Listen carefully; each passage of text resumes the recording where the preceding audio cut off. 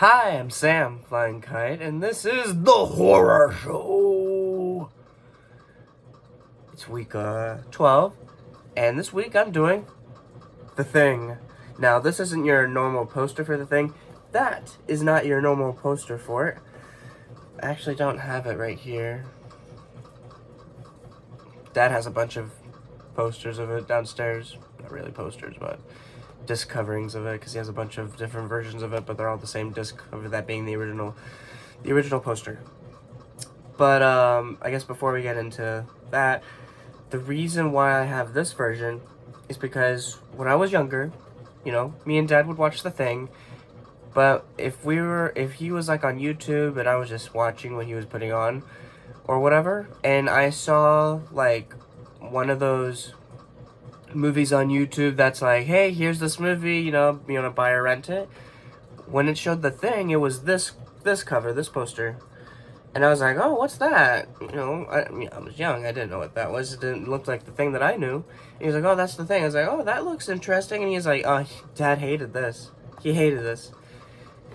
So, I forget how long ago it was, but we went on a movie hunt, and we were at CD Warehouse, and I saw this, and it was $4, and I was like, I'm getting this. This is my first ever copy of The Thing.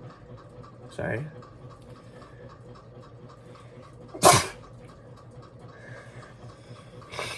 I might leave that in there.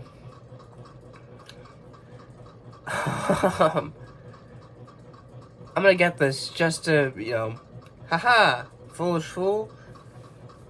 Whatever. I mean, and it's not, great or whatever, but it is interesting,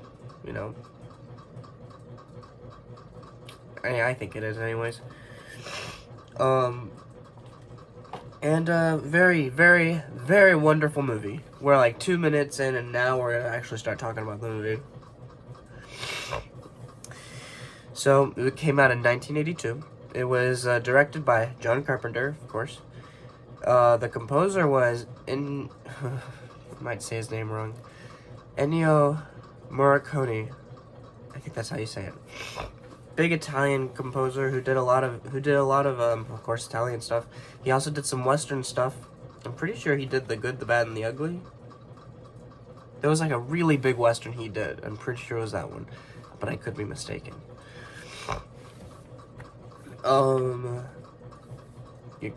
You have Kurt Russell, who plays McCready, Wilford Brimley, who plays Blair, Keith David, who plays Childs, Richard Macer, who plays Clark, T.K. Carter, who plays Knowles, David Clennon, who plays Palmer, Richard Dysart, who plays Dr. Copper, Charles Hallahan, who plays Norris, Peter Maloney, who plays Bennings, Donald Moffat, who plays Gary, Joel Pullis, who plays Fuchs, and Thomas Waits, who plays Windows. And the reason why I have a whole, if you're not familiar with The Thing, the reason why I have a whole, it seems like I put everyone in this movie in here, is because the synopsis of this movie is quite literally, a research team in Antarctica is hunted by a shape-shifting alien that assumes the appearance of its victims. We're going to say this one too. In the winter of 1982, a 12-man research team, it seemed like 12 men I said, at a remote Antarctica research station, really remote, no one else is really there, discovers an alien buried in the snow for over 100,000 years. Soon unfrozen, the form-changing alien wreaks havoc and creates terror and becomes one of them. That was like a little better. I really like this. And I think it's safe to say that of this trilogy that I'm doing, that the best one is, it's just no doubt about it, it's this. But just because this is the best doesn't mean that the other two aren't, pretty good or whatever. Like, I showed The Thing from Another World was pretty good. It was, really good actually, just not perfect. So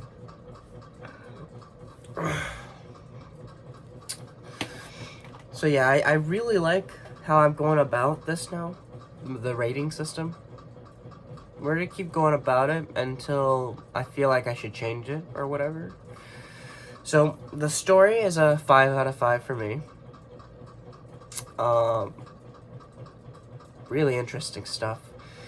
When everyone that's still human, of course, realizes that, oh, this is an actual legit, like, oh boy, problem, because you might not be my friend anymore, you might be a trickster, kind of thing. Then it's like, can you really trust him? And that's kind of the moral of the story, it's just about trust. But the story and how they go about the story, I think, is really good. All the twists and turns, I think, are very good, very well. And I'm not going to just say every single twist and every single turn. But very iconic. I think everything about this movie is iconic. I mean, it really sucks that when this movie came out, no one really liked it. And it's like, well, it was not made for that time. Like, I guess people in 82 were like, huh? What's this movie? It didn't really do well in the box office. Then, of course, over time, more and more people were like, hey, actually, this movie is really special. And now, it's like a fan favorite of everyone kind of thing. The setting is a 5 out of 5 for me. I really like a movie that takes place in the snow. But for this kind of movie where you have this alien that can, do this, and where they find it, it's like, oh wow, it's like, you are in the middle of nowhere. It's snowy, it's really cold, and it's just really, it's really interesting, the whole kind of dynamic of snow and ice, not snow and ice, my bad, of, ice and fire. That being the alien in this movie, as for the original short story that the whole thing's based off of. And then the original that this movie is so clearly a remake of, fire is how you kill it, or at least, fight it off.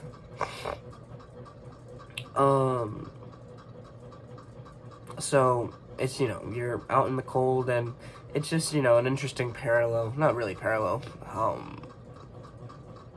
yin and yang that's used in this movie. Yeah, it could be a parallel. But it's just interesting, It's really cold outside, and the fire is quite literally protecting you. Not just to keep you warm, but, keep you alive. Or so you think, anyway. Characters is a 5 out of 5 for me. Every single character is perfect.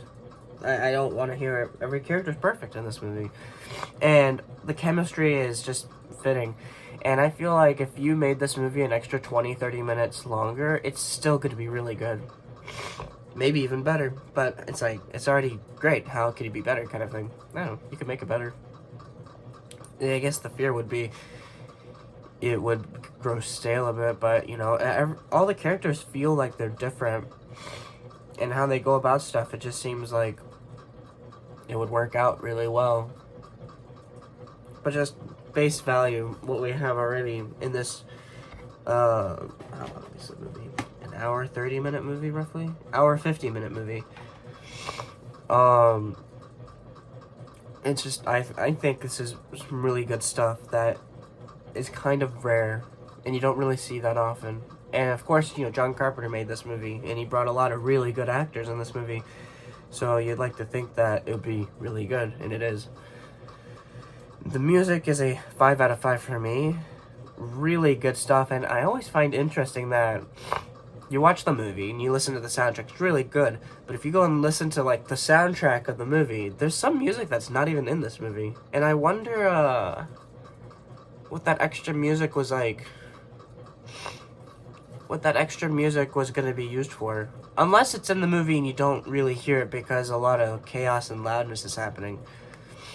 But, like, I can't really... Yeah, there's some music in the soundtrack that's just not in the movie. So I guess I wonder if there were, like scenes that were in the movie that Ennio made music for, but then the studio cut that last second because it didn't really need it, or could you just, I don't know, shorten this down or whatever. But it's really interesting listening to the music and then being like, it's not in the movie. I wonder, like, what's a good scene you could put that in. So, like, at least for me, I think the music piece is called Bestiality. It's dun dun dun dun dun dun dun dun dun. That's not in the movie, but I think it would go really well in the. Oh crap! I don't want to spoil it. I don't know if anyone's never seen this movie before. Near the end of the movie, when they're on a couch and one of them turns into the thing and the head splits. That scene. Okay, I'm not gonna say who it is. Just you go watch it if you haven't seen it before. I don't think there's any music in that scene, and I think that would be maybe not great. Maybe it would make the scene feel a little odd, but I don't know. If you did the music right, I think that could be I think it could be used really good there, but that's just me anyway. So the last one, Atmosphere. When it brings all of it together, I say it's a 5 out of 5 because this is just perfect. It all fits like a nice little easy 50-piece puzzle. I don't know. It's like H.P. Lovecraft trying to make a name for a monster. The monster that has no name. It's like I can't find the words to say about how like amazing this movie is when it comes to all the clicking of the pieces, when it comes to the music setting the tone of what's happening, or it's just the shots of like the snow and shots of like say the UFO when McCready and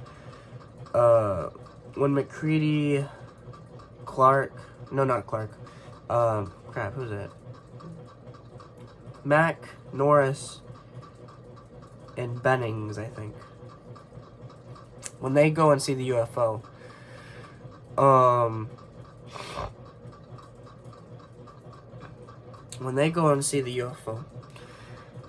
just that whole scene is just like really good stuff because there's the music, then there's the shot of seeing it, then there's them on the UFO, and then still the wide shot of them on it. It's just all of that stuff together. It's like, wow.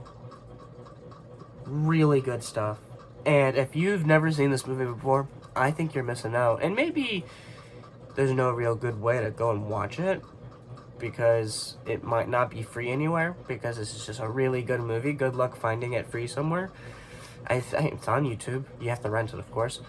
But like you could find places and it might cost a bit, but it's worth it, I think. Now, to be fair, there are people on like IMDb. You go and look, there's always these people. There could be like a 10 out of 10 movie, and there's still going to be a 1 out of 10 saying it's the worst thing ever, whether they're a legitimate hater or maybe the movie felt a little long. Could this movie feel long? I think the first half, maybe. But like, I mean, The Thing from the World could feel really long because of like the first two acts. There's like 3 acts in The Thing from Another World. There's the first act, then the second act, and then the third act is basically when it wakes up.